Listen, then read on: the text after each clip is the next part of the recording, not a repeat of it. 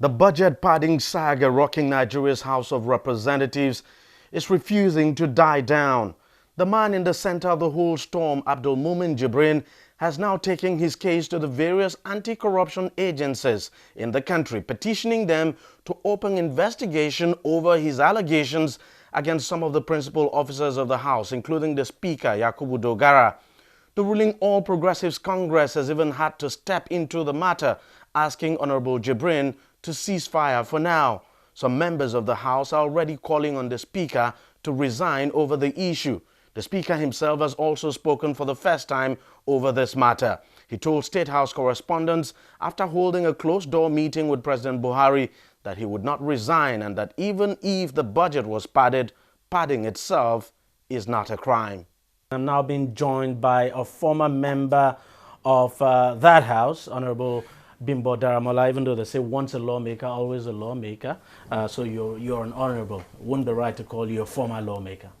Well, not in active practice anymore. But seriously, tell me how, as a former member of that house, how you feel with what is happening now. I mean, this is quite scandalous, but I don't want to believe this is the first time we'll be having maybe padding of the budget, considering what, for instance, the spokesperson of the House has, said, saying it's nothing new anyway, and that it's not budget padding.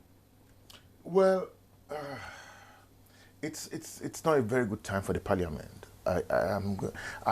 It's an institution I'm emotionally attached to, and at a time like this, I have recollections and reflections, and I'm asking myself, if anybody decides to pull that institution down, you're deliberately taking away the heart of democracy. And then...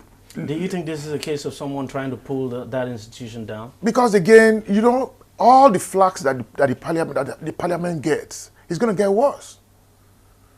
Only recently, the matter came up when President Obasanjo said, the guys in the National Assembly are thieves. Well, it would appear, from what we are seeing, and former President Obasanjo actually made reference to that, that from what we are seeing that, he's somehow vindicated. No, that's not correct.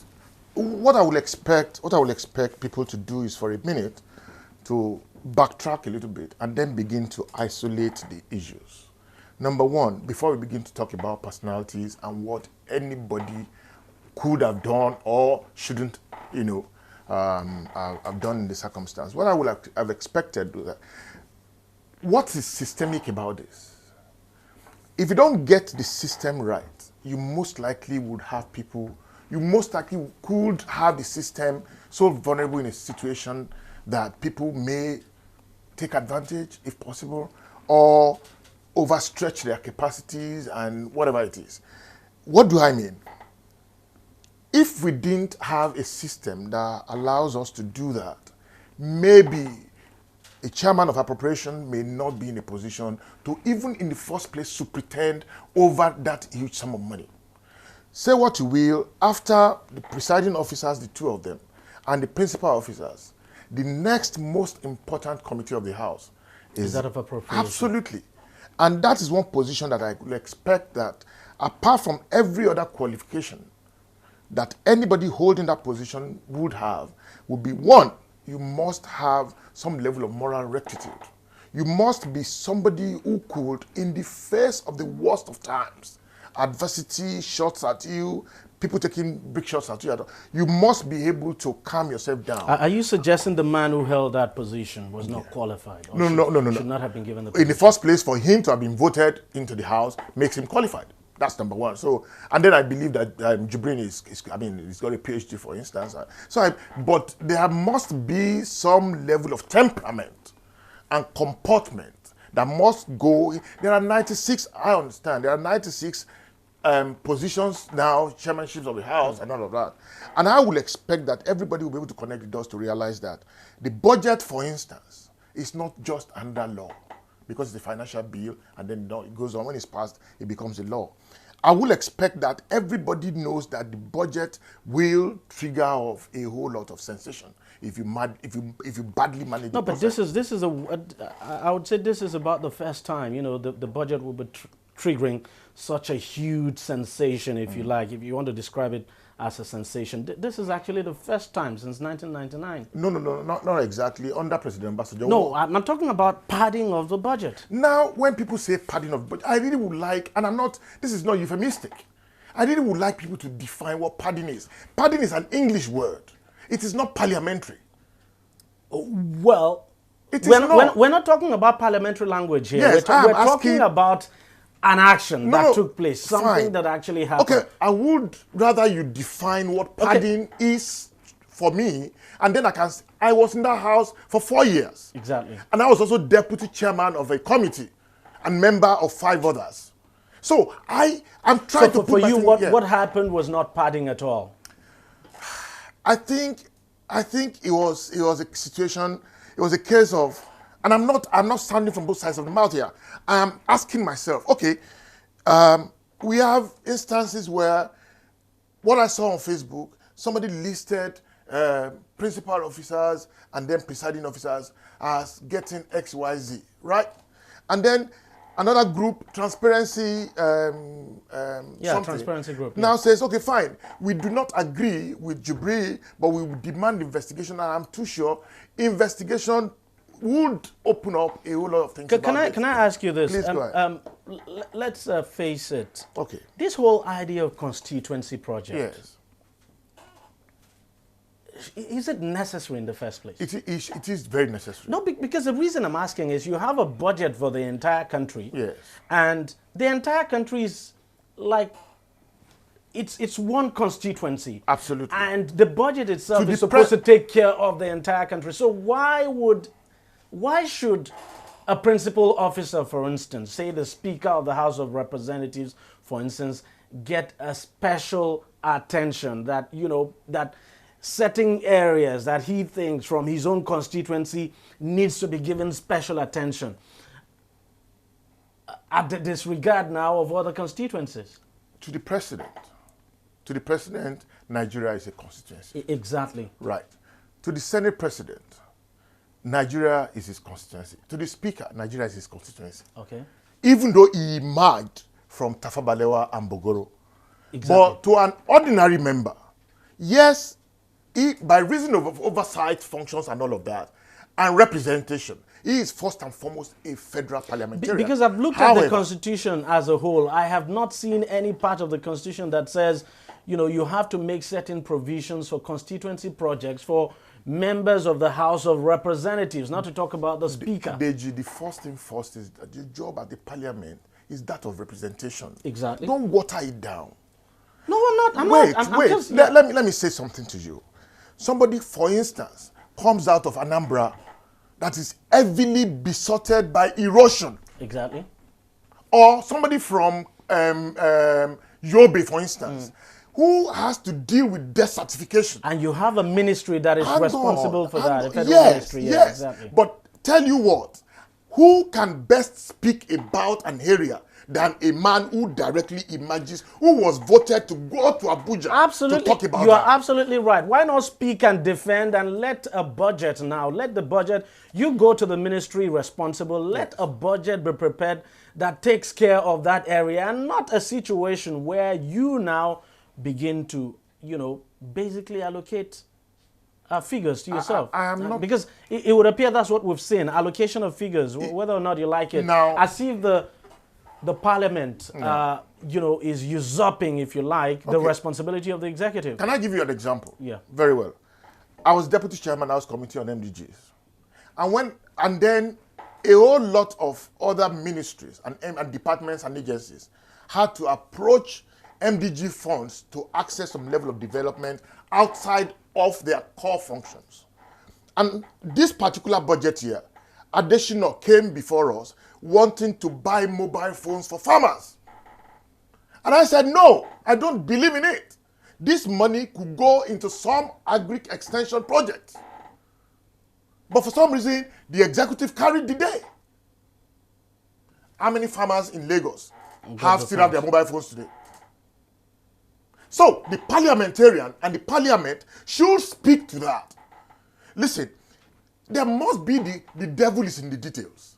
Everybody coming from your particular area, and I think the sense behind constituency projects in the first place is the fact that I mean, we know how this thing came about. We all know, I mean, Right. under President Obasanjo. So, if there's a systemic default that has opened it up to this level of seeming, distortions and whatever it is that's been said, we may not have all of the time here, but the truth of the matter is that we really need to understand and contextualize everything that has happened or that's happening right now. Would you say that fundamentally, there may be nothing wrong with the whole idea of constituency project. But the problem is that the process itself has been abused, because this is actually not the way the process should have been. Because, I mean, what is wrong with a member of the House of Reps, even the Speaker, for instance?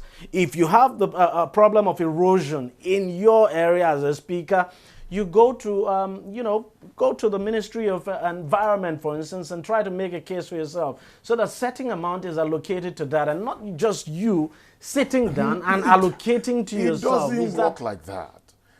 When the president comes before the parliament, the two houses, he says to them, this is my intention for year 2016. Exactly. And I remember Senate President David Mark used to say, Mr. President, we will use this opportunity to also remind you that everything that you brought to Parliament today are mere estimates. Yeah, I mean, there's no doubt at all. Mere estimates. Let me come to that. Okay, fine. So, the executive approaches constitutionally, approaches the Parliament and says, okay, X, Y, Z, I want to do it. How many ministers know where Iseleuku is? See, I accept. If we accept that as the ground now, imagine 360 members approaching a particular department of government and asking for one thing or the other. The fact is that there's just no way 360 members will approach a particular government department. But this is the point. Should we have? Is it the norm? Is it the law? Let's just put it this way: is it the law that the members of the House of Representatives, the body of principal officers, as a matter of fact, would sit down and decide on their own to allocate money to certain projects in their own constituency, projects that they think are necessary, projects that actually came from them, that they created, and then sit down and allocate monies now? Is it the norm? Is it the right thing? Let me speak to what I do. And I'm going to be upfront about this. When budgets are prepared by the guys from the ministries, departments, and agencies, and they approach the Parliament, the chairman of the committees now begin a process of interface with the MDAs, and then begin to look at it. Okay, we want to do this. Oh, why do you want to do this? Justify this. Last year you got that and all that. Okay, fine. When that is done, and I believe... and of course, that's not what was done in this case, from what we have heard so far. We will expect that the chairman of the committees will come and speak up. Because they must... No. The budget does not... I'm asking you in the light of what the man who actually came up with this whole idea of constituency project, former President Obasanjo said. Yes. I mean, the process. That, if there's a constituency project in your constituency, there's something in your constituency that you want to be fixed, what you do is you approach the MDA in charge, so that during the budgeting process, that project would be included in the budget. And the problem I have here is that what we have seen is that lawmakers actually sat down and allocated figures to projects on their own. You're quite right. When the president submits... Before you say that, do you know one of the things that was why I opened my own presentation with this. The quantum of integrity that we've tried to build for the Parliament is going to take a little of bashing now. This is going to detract from it, because Nigerians have not even allowed all the people who have been mentioned to speak up, to explain all of these things. Well, some of them are talking. Of course, some of them are talking, and some who are not talking, yes, you blame them. No. They will have to talk at some point, because I'm too sure everybody would want to hold his name to, account. The issue is we just want to understand, because you are a member You were a member of that house. Yes. So it's just for people to really understand what is the norm. And of course, we know that usually the norm may not be the practice, but what exactly the norm is and what the normal thing would be. You know, I will come across like I'm prevaricating now. Somebody is watching this and feeling that, oh no, this guy is prevaricating. Because already, I guess... And I seem to be getting that impression yes, that you're trying to protect an institution that you no, actually belong to. I am also saying that. I'm also saying, again, it is difficult for people to penetrate people who already have mindsets. Can I ask you a question? Please go ahead.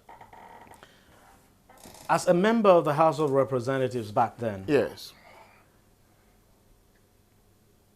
Let's just say your constituency, there was, maybe in your constituency, there was a project that you actually want addressed Yes. by the government. Yes. Now, does it mean when the president brings those estimates, as you said, you know, the budget, of course, we know, just mere estimate, that you as a member, you take the budget and then you just sit down and say, okay, we want this, I want this for my constituency, so I now put it in the budget and allocate a figure. I can't even do that. That's No, what I'm just saying. saying, yeah, now, you can do that. I can't fine. do that. Can Nobody can. can. Can the speaker do that? He can't. Can the chairman of the House of Representative Committee on Appropriation do that? It's possible. Yeah, impossible. They shouldn't do that. But what we are getting now is that is exactly what was done. Exactly not. Let me say to the best of my knowledge, and I'm not prevaricating. People should go and also check who Bin Modamola is. I am saying this to you. People could have abused the process. People have twisted it. But the truth of the matter remains that the process is that every budget defense process allows you to interface with the MDAs, and for people who reflect the realities of the people in those constituencies to speak to it. But what we are okay, gathering... fine. I'll give you an example. No, you're quite right. But that is not what has happened in this case. Wait. Look at this now. Look at this now. And I'm going to spot that on. I'm told that a film house or film institute is going to be built in Daura or somewhere. Yeah, of course. Did anybody ask for that? Nobody asked for that, and it was inserted in the budget. How did it get there? No, the question is it right? Was it right to have been done? How did it get there? That's the question. Before you talk about the rightness... Should it have been done? No, before you talk about the rightness or the wrongness of that, what you need to do is that get the MDA who will have to execute that project to say, oh boy, how did this get into your budget? There's a pressure on the EFCC. Some people are saying, even members of that house now are saying the EFCC should be invited to investigate this. Would that be the normal thing to do for the house? Because, for instance, we've heard that this should actually be the responsibility of the Committee on Ethics and Privileges. And of course, the chairman of the Committee on Ethics and Privileges has also come out that for the committee to even start anything, somebody has to write a petition to that committee that for them, nothing has been brought to the attention of the committee, and so they wouldn't do anything. And then, you know, himself, of course, going on to actually defend the speaker. Let me, again, a whole lot of people don't understand. Listen, the parliament is not a coven of witches and wizards. That's one institution, that's one arm of government that I believe. Yes, people say a lot of things are shrouded in secrecy there. But while I was there, and I believe up until now, everybody, okay, how did these documents get out? There are people, listen, not less than 2,500 people work there who are not parliamentarians. Would they cover up? Now, this is what I'm saying. Yeah. All of this secretariat work and all of that. So what should be the process? What should be the process? Let's just now what I think should happen in the first place, it's the budget of the federation that we're talking about now. Exactly. Right. And then a whole lot of things have been alleged by Honorable Jibrin. Okay. So if those things have been alleged, the mandate first and foremost is that you don't talk over the head of the ethics committee of the House, because first and foremost these are violations against people who are holding statutory positions. I've just told you what the chairman on ethics said. So let somebody test the width of that committee. Do a report or a letter asking them to investigate. Now, but would it be abnormal for the EFCC to investigate this? I mean, since, as you've said, you know, this is actually, we're talking about the budget of the country. We're not talking about the budget of the National Assembly. Even if the budget of the National Assembly takes its roots from the budget of the country. So, what we're talking about is that if you perceive that there's a wrongdoing, you test, let us stretch the capacity of that committee. And I'm not saying anybody should not be But investigated. would it be appropriate for the EFCC, in your opinion now, should the EFCC be stepping into this? What I feel is that we should not, in the heat of all of these things, say, oh, this is not going to work, this is going to, we can't abrupt or short. But really, if the Committee on Ethics investigates this, as you are suggesting, yes, wouldn't it be, wouldn't that tantamount to the House sitting in judgment over itself? how? Individuals have been mentioned. Jibrin is not the House. Yeah, I mean, the speaker is not the House. And funny enough, we've had the committee chairman, that Committee on Ethics, the chairman coming out in defense of the speaker. That's his and the speaker actually appointed that committee that's chairman. His personal opinion. It's very difficult. No. The parliament does not work like that. I am telling you, I was there for 4 years. Listen, every committee has minimum of 27 members. You actually think that, okay, 2 people are the presiding officers at the committee level, the chairman, the vice chairman, the deputy. Do you understand? No. Yeah. Now you have 25 others who also could hold their own against the chairman of the committee. Well, it would appear that we're seeing a situation where, as you said, that is it possible for a member to act on its own or have such overriding power, so to speak? It would appear we're beginning to see this. I mean, you take a look at the names that have been mentioned so far by Honorable Jibrin, for instance.